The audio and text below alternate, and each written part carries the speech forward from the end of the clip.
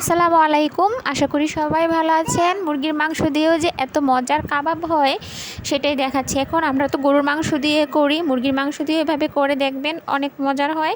মুরগির মাংস আর আমি এখানে বুটের ডাল নিয়েছিলাম, ডালটা আমি আগে থেকে ধুয়ে ভিজিয়ে রেখেছিলাম। তো এখন মুরগির মাংস আর ডাল একসাথে নিয়ে নিলাম, তারপরে দিলাম লবণ, শুধু একটু লবণই দিয়েছি, আর দিলাম একটু আদা আর পেঁয়াজ রসুনের একটু পেস্ট ব্লেন্ডারে ব্লেন্ড করে রেখেছিলাম, সেগুলাই দিলাম। তো আপনারা চাইলে এভাবে বানিয়ে দেখতে পারেন, খুবই মজার হয়।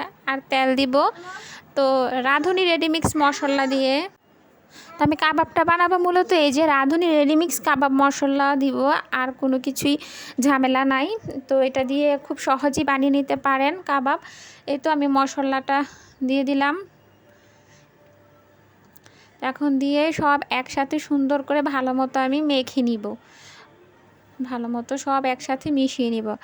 তো এখন একটু পানি দিয়ে, অল্প করে পানি দিয়ে চুলাতে বসিয়ে দিলাম সিদ্ধ হওয়ার জন্য। একটু সিদ্ধ হয়ে যাওয়ার পরে আমি ব্লেন্ডারে সব ব্লেন্ড করে নিয়েছিলাম। আপনারা চাইলে শিলপাটায় বেটেও নিতে পারেন। আর এই যে এমন আমি গোল গোল শেপ করে নিয়েছি, আপনারা ইচ্ছা মতো আপনারা শেপ দিতে পারেন, কাবাবের সমস্যা নেই। তো আমি এই যে এমন করে এখন ডুবো তেলে আস্তে আস্তে করে ভেজে নিচ্ছি। খুব সুন্দর একটা স্মেল বের হয়েছে কাবাবের।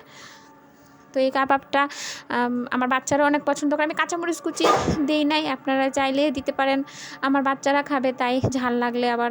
তো এই যে ফাইনালি আমার কাবাব রেডি। আপনারা এমন করে খেয়ে দেখবেন, বা নাস্তায়ও দিতে পারেন, সসের সাথে খাবে, পোলাওর সাথেও অনেক মজা হয়। আল্লাহ হাফেজ।